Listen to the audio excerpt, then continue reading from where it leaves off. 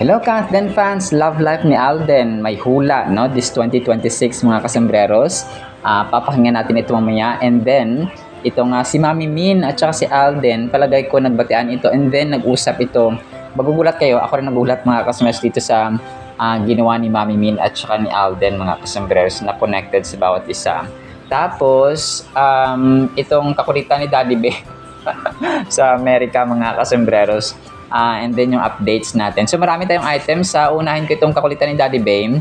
Nag-post siya dito. Sabi niya, bilisan nyo dyan kasi gutom na ang daddy. gutom na ang daddy nyo. Sa Amerika, dun sa bahay nila, kanya-kanya silang si Alden nagluluto, no? Talagang si Tita Jo niya, of course. Tapos si Riza, kasi sa kusina, si Tisoy, no? Siya yung naghihiwa ng mga karne. Si Raisa parang may ginagawa din. Si Angel, si Tita Jo. So, grabe no, nakakatuwa. No? Pwede na talaga ito mag-asawa si Alden. Kasi nga, pwede na siyang magluto, marunong na magluto, no? Marunong na sa kusina. So, talagang si Tisay na lang ang inaantay niya kasi 34, 33 yung edad niya. No? So, medyo mahaba pa. So, matatapos na pa yung pagpipiloto, Alden, bago kayo mag-asawa ni Ma'am Catherine.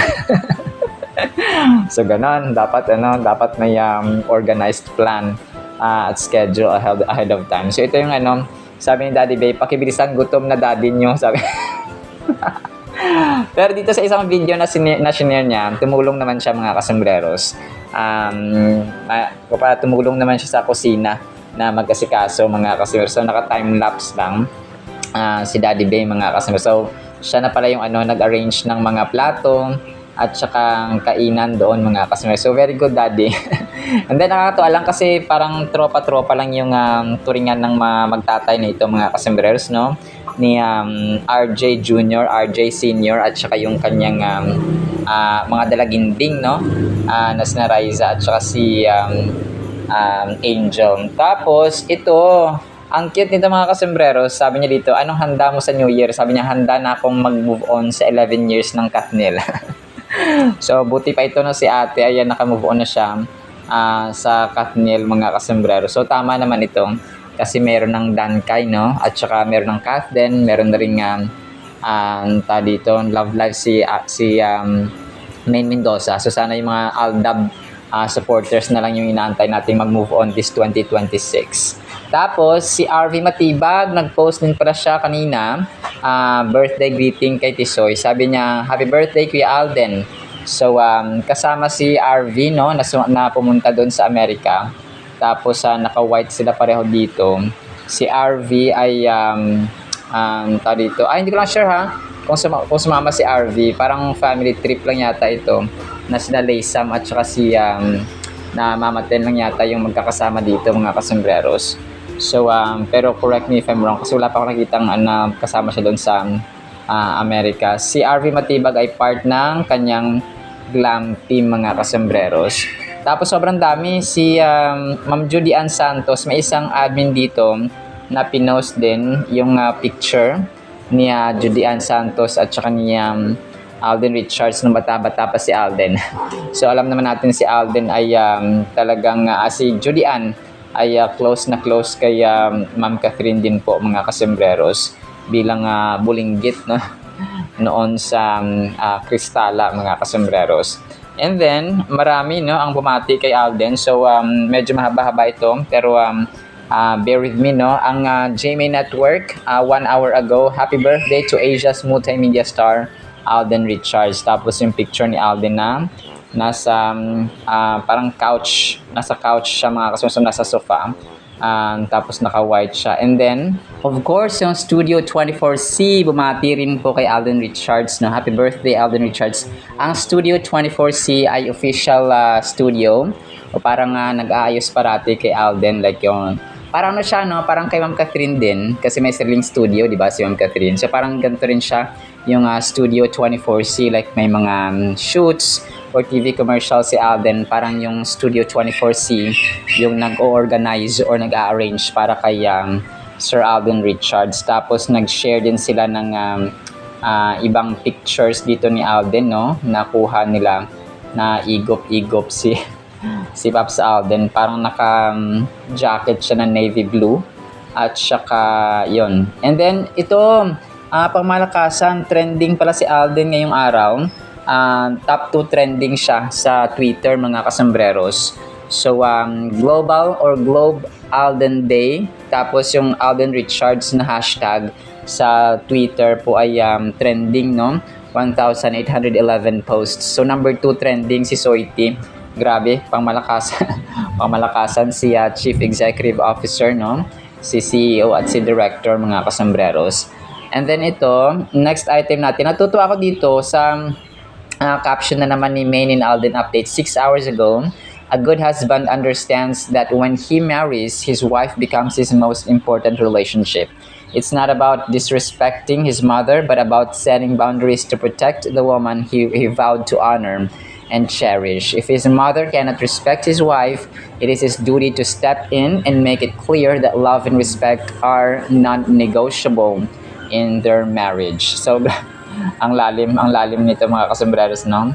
So, ito po ay post niya, tapos yung picture ng Catherine na nasa Metro Magazine style, mga kasambreros. Ito na nga ha, yung ating main item niya, love life ni Sir Alden, mga kasambreros, this 2026. Although ako, hindi naman talaga ako naniniwala sa hula, no? Pero dito ay, since na-mention na si Alden, ay sinali natin sa ating item, mga kasambreros. So, January 2, 1992. Tapos, mamaya papakinggan natin ito, mga kasambreros. So, parang ano lang din, no? Parang yung sinasabi niya dito ay based lang din sa mga actions ni Sir Alden. Na, yun, yung collaborations niya this 2026. Mas magiging successful, tapos yung projects, and then parang yung updates lang din sa buhay ni Alden, mga kasambreros, yung kanyang sinasabi dito. And then dito sa love life, nakichika si Shaira Diaz na asawa ni E.A. Guzman, mga kasambreros. So yung love life niya ay medyo conflict ng konti dito sa kanyang trabaho, no? Kasi nga workaholic, no? Si Kayod Kalabaw, mga kasambreros. So yun po, mga kasambreros. Pero alam natin na nag-aantay na ang Catherine, mga kasambreros, hanggat walang umaamin sa kanila. So yun po. Tapos yun, mamaya papakinggan natin ito para marinig nyo rin po, mga kasambreros. Tapos next item natin, so yung VOD World 7 hours ago, bumati rin siya kay Alden. Yung VOD, if I'm not mistaken, parang naging kakulab din to ni Alden dati. Happy birthday to Alden Richards. The iconic actor turns 34 today. Tapos picture nga ni Soiti, mga kasambreros. Tapos next item natin, ito, yung tawag dito, si Riza, na parang na-feature lang din siya sa Artista Trivia 10 hours ago. Meet the pretty younger sister of actor Alden Richards, Riza Fulkerson. So, tapos picture nga ni Riza, no? 29 na pala si Riza, no? Mga kasambreros and mga Catinatics. And dito, nagulat ako kasi si Eman Bacosa Pacquiao. Magkapareho sila ng birthday ni Alden Richards. So, ang cute lang kasi si Eman Bacosa ay binati rin siya, no? Ng mga fan pages, mga kasambreros, na kung saan ay yung edad niya pala ay yung birthday niya January 2 na 2004 naman, mga kasambreros, si Dante. And grabe, trending to ngayon si Eman Bacosa. Isa na po siyang milyonaryo, mga kasambreros, no? Kasi nga kaliwat kanan yung kanyang mga endorsements, and talagang buhay na patotoo rin siya sa kadakilaan ng Panginoon sa kanyang buhay because he's born again Christian, mga kasambreros. So si Eman Bacosa Pacquiao, alam natin na anak siya ni Manny Pacquiao sa ibang babae. So naging pastora, no, yung mama ni Eman Pacquiao, mga kasambreros. So yun po. Ano po siya, tawag dito, born again Christian, kasi yung mama niya, di ba? So of course, no, yung talagang kapag ang mama mo, sinasabi natin, kapag ang mama mo ay pinalaki ka na maayos sa turo ng Panginoon, ang bata ay sobrang humble, no? January 2, 2004, ang tawag dito, ang birthday ni Eman. So he's 22, no? He's 22, mga kasambreros, if I'm not mistaken. So yun po, no? mga kasombrero and mga Catherine. So nakakatuwa lang kung kaya shinare ko. So sikat na sikat din kasi ngayon to si Eman kung kaya at saka pareho pala talaga sa ng birthday ni kuya niya Alden. Tapos ang Sparkle Jamie Artist Center of course 3 hours ago ay bumati rin sa kanilang homegrown talent. No? Happy birthday to Asia's multimedia star Alden Richards. Your remarkable presence in the industry and your continued journey forward with purpose and passion are a true testament to the power of consistency, hard work, and heart. Tama. Yung consistent ka mga kasembreros, talagang effective yun. An inspiration to many. Cheers to more milestones and well-earned successes ahead, Alden. So yun po siya, no? Talagang hindi lang, hindi lang siya hard work ang kay Alden. Talagang may pananampalataya, no? Yun talaga yung isa sa pinakamahalagang yun yung pinakamahalagang ingredient kumaga pa. Tapos 6 na oras ang nakalipas 6 hours ago, pika-pika, happy birthday Alden, may your special day be filled with love and cheers, no? Tapos picture ni Alden noong GMA Gala night mga customers. Tapos 4 hours ago, Angelito and friends, ngayon ko nakita yung ibang mga personal, yung mga Facebook accounts na bumabati, no, kay Alden. Happy 34th birthday, Alden Richards. So, si Angelito and friends, mga kasombreros. So, kanya-kanya silang bati. And dumadami, no, kung kaya pala trending si Alden talaga sa Twitter. 7 hours ago, pep.ph naman. Happy birthday, Alden Richards. Keep shining and inspiring us with your talent and heart. Tapos, yung picture ni Alden na naka-denim, no, noong Denim Day ng GMA. Tapos, 6 hours ago, Alpha Pro Dog Food, of course, Alden Richards. Mas dama ang sayang yung karawan ng ating favorite na kapet bahay. No? Happy birthday, Alden Richards, mula sa iyong Alpha Pro family. Tapos, picture, of course, ni Soy T, mga kasembreros. Tapos, of course, 5 hours ago, Rebisco Crackers, halos lahat ng kanyang brands. Pasobrang special ka sa amin. Happy birthday, Alden. Wishing you pasobrang blessings today and always. I-comment nyo rin mga birthday wishes nyo. So, tapos picture ni Tisoy na naka-red mga kasembreros and mga Catfinatics. Tapos, iyon, yung isa sa mga main items natin, yung nag-uusap. Nagulat ako dito mga kasembreros, yung idea ni Mami Min at saka ni Alden Richards when it comes to film productions. Kasi di ba alam natin si Alden yung mas naunang naging producer, no, ng pelikula na siya rin mismo yung aktor, siya mismo yung director, siya mismo yung producer mga kasembreros. So yung Out of Order nga niya. So nagulat ako dito kay Mami Min and maging si Alden siguro si Mami Min nag-uusap din sila ni Alden na why not pasukin mo Mami, no? Future mother-in-law, future son-in-law, yung film producing, no, yung mag-produce ka ng film. Pero of course, no, hindi lang actress at saka director si Mami Min, parang paunti-unti ba.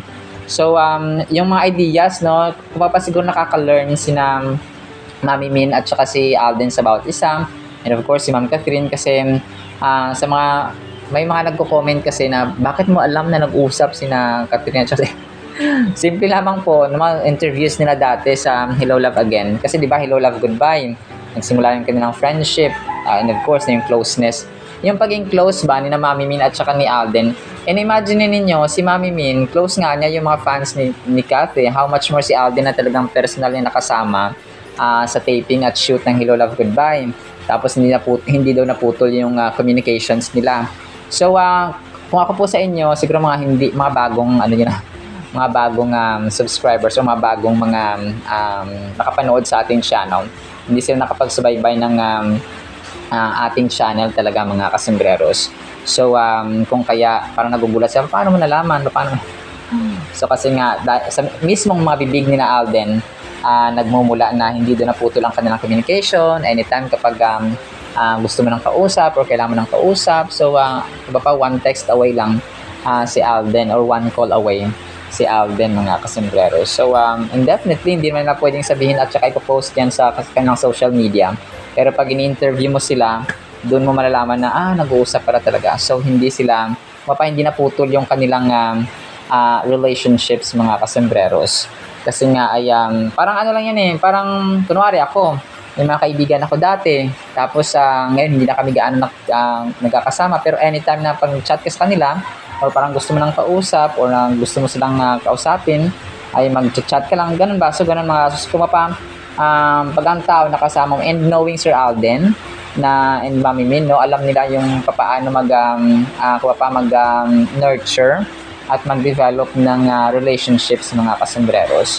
So hindi matatapos yung friendships ba na yun, yung closeness ba na yun na sa Hello Love Goodbye at saka Hello Love Again, matatapos agad-agad na parang nagkaroon sila ng amnesia. So diba, simple logic as that mga kasembreros. So sa mga hindi naniniwala, so okay lang po, no? Hindi naman namin kayo pipilitin talaga kasi ang kahit anong bagay kapag pinilit mo ay wala na siyang tamis, no? Hindi na siya matamis kundi bitterness na kasi nga napipilitan lang mga kasembreros. So yun po. Pero yun nga, no? Talaga nag-uusap naman talaga ang dalawang ito or ang Fulkerson at saka ang Bernardo family when it comes to so kasi ngayon, di ba, nag-venture yung Catherine, si Ma'am Catherine, nagkakaroon din sila ng businesses. Si Alden, ganun din, no? Nakita natin yung pattern, yung Polo Manila, yung iba't ibang projects ng Catherine, advocacies for example. So si Alden naman, yung mamakdo niya, yung kanyang mga Hollywood na mga collaborations, yung mga international films niya, Big Tiger. So alam natin, no, kasi tayo po ay solid talaga na Catherine ever since. So naiintindihan ko yung mga point na nagko-comment sa YouTube natin na paano mo nalaman fake news ka kaya. So pag fake news naman yung items natin, sinasabi ko naman hindi ko naman kiniklaim na ito hindi ito na walang solid na proof and so on. So kapag meron tayong solid na proof, so sinasabi ko, pero pag hindi ko naman kiniklaim, no? Ganun siya mga kasembreros. So sa mga mega lang talaga, maraming salamat po at andyan pa rin kayo, 2026 na, no? So maraming salamat sa panonood pa rin ng ating YouTube channel at content, no? With regard to Catherine. Kasi nandyan kayo. Kung kaya dito nga sa pag-produce ni Mami Min ng Anne Mary, ni Angelica Panganiban at Sanjo Marudo ay nagkaroon ako ng idea. Nagkaroon din ng idea yung iba na, naging film producer na rin si Mami Min mga kasembreros kagaya kaya Sir Alden. So yung kay Sir Alden of course medyo lang kasi nga si Sir Alden medyo kakaiba lang kasi si Alden yung aktor, siya rin yung director, siya rin yung producer mga kasembreros. So malay natin si Ma'am Catherine sa susunod may ganyo na rin siya mag-produce ng pelikula mga kasembreros, which is definitely yun yung susunod na pattern, no, ng Catherine mga kasembreros. Nakita mo kasi, no, their action speaks louder than their words mga kasembreros. So nakita natin yung pattern, no, sa kanilang social media ngayon mga kasembreros. Although not literally na mababasehan talaga natin yon, pero nagkakaroon kasi tayo ng idea kapag meron silang the same pattern or parehong patterns mga kasembreros at pag-organize ng mga kumbaga pa ng plano sa buhay mga kasembreros. Tapos ito, last item natin, ang cute ng ginawa ng isang fan din dito, no? Parang kinumpay lang niya yung relasyon ng Catherine mga kasembreros from Hello Love Goodbye hanggang 2026, no? Ibig sabihin ay Catherine pa rin from 2018 or 2019 hanggang 2026, 2027, 2028 and more and beyond mga kasembreros. So ibig sabihin ay team panatag din po ito, no, at team solid Catherine mga kasembreros. So kinumpailan niya, grabe, no, yung love story, yung kanilang kwento ay talagang alam mo yun, very unique siya mga kasembreros. Unang-una, magkaiba sila ng networks, tapos may Katniel pa dati, may Aldab pa dati, tapos hinugot lang sila. Si Catherine hinugot lang sa ABS-CBN, si Alden hinugot lang sa GMA. Kung para silang experimentation na magkiklik ba ito, na pwede palang magsama ang GMA Pictures at saka yung Star Cinema. Tapos nag-click pa, nag-boom, naging pa siya, naging highest grossing Filipino film of all time ang Hello Love Goodbye, no? For 5 years, no? Talagang grabe. So hindi siya naging trial and error kasi trial and success yung nangyari sa kanila mga kasembreros. So hindi siya naging error, bagkos ay positive yung naging impact, no? At saka naging, di ba, grabe, no? Parang sabihin mo nga talaga, destiny talaga sila, no? Parang God-given relationship na yung Kathleen, mga kasembreros. Kasi sino ba naman mag-aakala na pwede palang mag-sanib puwersa ang Jimmy at saka ABS-CBN na matagal nang naging magkalaban, no? For how many years, simula nung pinatayo ang ABS-CBN at pinatayo ang GMA, talagang rival yan sila. Kumbaga pa magkaaway sa ratings, magkakompetensya sa mga shows, no, sa mga movies and so on. Well, of course, kapag Star Cinema naman talaga yung nag-produce, aminado naman ako, no, na talagang ibang klase pag Star Cinema, mga kasembrer. So lalo na kapag no, pwede pala yung magsanib puwersa. So imbis na mag-away, ay nag-join together sila, and grabe yung impact, no, ng at naging resulta ng Hello Love Goodbye at collaboration. Kung pa, the more the better and the more the stronger, mga kasembreros. So if we can beat them, join them, mga kasembreros. So ganun po yung kasabihan sa English. So talaga naging malalim tayo dito. Pero yan, no, talaga nakaka-amaze lang yung relationship ng Kathleen, mga kasembreros, na hindi mo isipin. Parang isang kabuti na sumulpot nung tumubo siya, hindi na siya namatay mga kasembreros hanggang ngayon. Hanggang ngayon, 2018, 2019, tapos 2026 na. So, mag-ano na, ilang taon na, 7 years, no? Grabe mga kasembreros, yung Kathleen, mga kasembreros. Alright, so yun lang sa ating Kathleen items, no? Pero papakinggan natin itong sa unang hirit, ha? Yung hula nga, mga kasembreros, na although hindi natin pinanulaan, ay pakinggan nyo na lang po, mga kasembreros. Tapos, Word of God, of course, no, napakaganda at napakahalagang ingredient at ng ating buhay, mga kasembreros. So, blessed day ha sa bawat isa, mga kasembreros and mga Kathinatics. At para po sa ating Word of God ay sobrang nakakatuwa at ang kulit nito, mga kasembreros. Sana po ay pakinggan po natin, ha, as we start our 2026 sa bagong taon, mga kasembreros. Still, ang title po ay Masayang Sumusunod, Psalms or mga awit chapter 40 verse 8. I delight to do your will, oh my God, and your law is within my heart.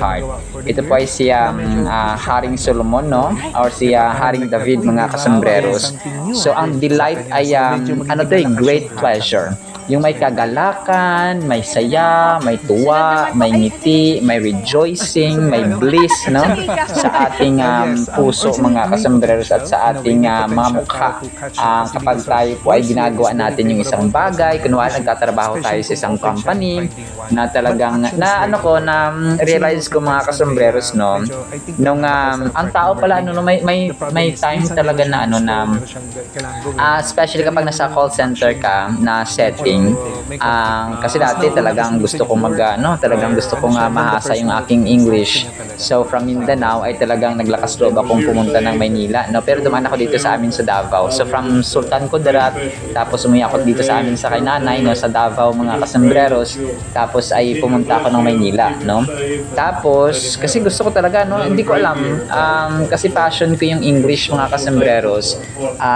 Since high school talagang pinangarap ko na na pumunta ng Maynila para lang makapag-usap, mga kasembreros, sa mga English speaking people, like yung American doctors, yung naging client namin una, no? So yung una ko naging call center experience ay sa Mall of Asia, no, sa Arena, mga kasos, na conduit na ngayon.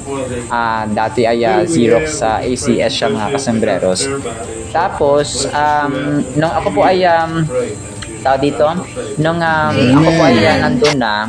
So, nagtrabaho ako like 2 years, no? Mahigit, mga kasembreros, and panggabi ang trabaho. So, sabi ko, na-enjoy ko talaga yung ng English, mga kasembreros, kasi yun yung passion mo, no? Talagang sinuo mo yung Maynila para lang makapagtrabaho, because gusto mo nga mapamahasa yung wikang Ingles, mga kasembreros. Pero sabi ko, after 2 years and 7 months, hindi healthy itong panggabi na trabaho. So, thank God at yung aking church, isa sa mga church leaders din doon, ay nagtatrabaho siya sa pang-araw, no? Day job siya, na call center siya, pero hindi gaanong calls.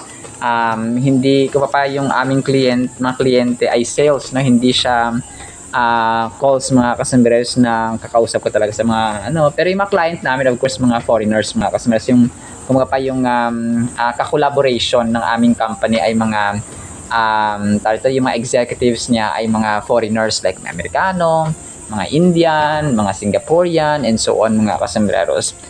Tapos, 5 years na may git ako mga kasambreros nagtatrabaho dun sa isa. Na yun nga, no, although shifting ng schedules, pero may pang-araw talaga siya mga kasambreros. Tapos, syempre natutuwa ka sa una. Dito ko na-realize na darating talaga ang panahon na nagsasawa ka rin. Parang napapagod ka rin mga kasambreros. So, yung una, masaya, no? Tulad dito sa ating word mga kasambreros, masayang sumusunod, masayang nagtatrabaho. So, may mga times pa noon na nung pa-resign na ako, ay hindi ako nakatulog ng ilang gabi, no? Kasi iniisip ko talagang may time pa ako noon na parang basta may mga parang dito ko na na kapag hindi na pala masaya hindi ka na masaya sa trabaho mo, hindi ka na masaya sa ginagawa mo, so you will find another job, you will find another endeavor, no, at saka gagawin para ikaw ay magiging masaya. So nature po ng tao yun na nagsasawa. So siguro sa mga teaching profession, sa mga pagiging doktor or so yun na talaga yung kanilang lifetime na trabaho mga kasambreros. Pero yun, kapag ikaw ay paiba-iba ng trabaho kasi hindi ka na masaya, so ang tendency po ay ganun mga kasambreros, no? And nature ng tao yun. So sinasabi ko ito kasi kahit ikaw po ay malaki yung trabaho mo, malaki yung sahod sa trabaho mo, kung hindi ka masaya, ay aalis ka mga kasambreros. So siguro nag-way na rin ng Panginoon na talagang ako po ay maalis doon para ngayon ay sa bahay na lang ako nagtatrabaho. And then nag-vlog na gumagawa ng content mga kasambreros, hindi na ako bumabiyahe kasi talagang pag bumabiyahe ka pa, minsan naulan, minsan may mga trahedya and so on mga kasambreros. So I'm so thankful, I'm so grateful sa Panginoon mga pasensya na po sa mga putukan. Ako po ay thankful, no, sobrang nagpapasalamat mga kasambreros sa Panginoon kasi nga ay dito ako nagtatrabaho na lang sa bahay, so hindi na ako bumabiyahe kahit hindi ka naliligo. Okay lang, no, kasi wala ka namang kasama magtrabaho mga kasambreros. So sa atin, sa buhay, let's say yung anak mo, inutusan mo tapos hindi nasunod, pag sumusunod yung anak mo pero nagdadabog, ay parang gusto mo pa rin paluin at kurutin mga kasambreros kasi hindi siya masarap sa pakiramdam kapag yung inutusan mo or ikaw mismo, no, ginagawa mo yung trabaho mo na walang kasiyahan. So sa atin, sa buhay natin mga kasambreros, kapag tayo po ay sumusunod sa Panginoon, kapag nagbabasa ka ng Biblia, hindi ka dapat napipilitan. Hindi ka, Lord, kasi inutusan pa ako magbasa ng Biblia, ayoko na sana. So hindi ganoon mga kasambreros ng ating approach dapat to response sa Panginoon. Dapat kagaya niya Haring David dito sa Psalms 40 verse 8 mga kasambreros, sabi niya, I delight to do your will. Sabi niya, merong kagalakan with great pleasure. Kumaga pa, akin ang karangalan, the honor is mine in doing your will. Yung will ng Panginoon, ano yon? Yung gawin yung kanyang kalooban mga kasambreros, no? Mahalin siya ng buong puso, lakas, kaluluwa at isipan, at mahalin natin kapwa gaya nating sarili.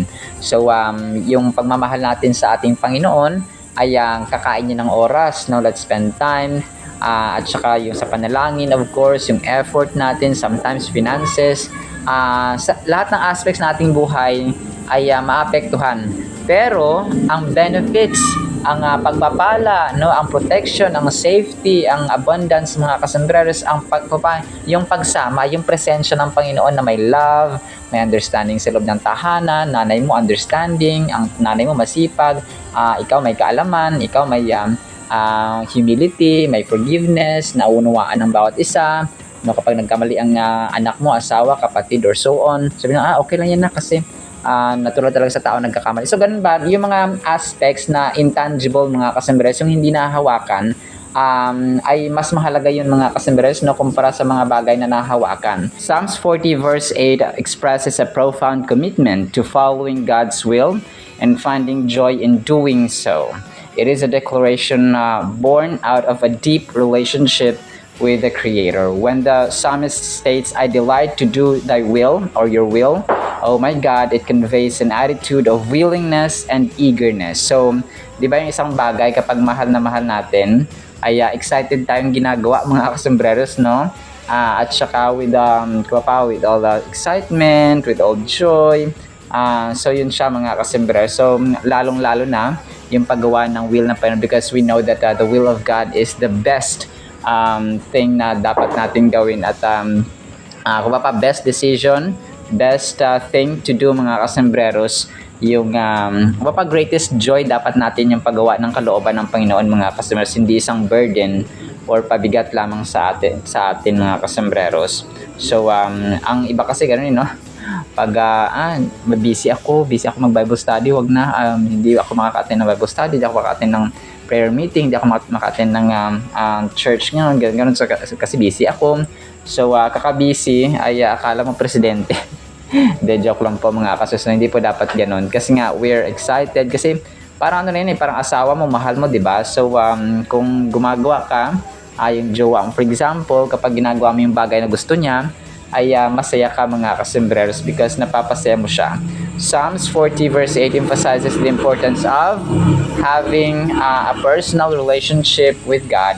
We are encouraged to view a God as an intimate friend rather than a distant authority. So intimate, baka magpa-close mga kasembreros.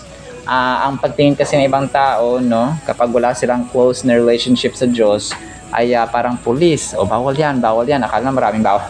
Hindi nila alam na kapag sumunod tayo sa kay Lord, ay mas mararamdaman natin yung freedom, yung fulfillment, yung purpose ng buhay mga kasembreros.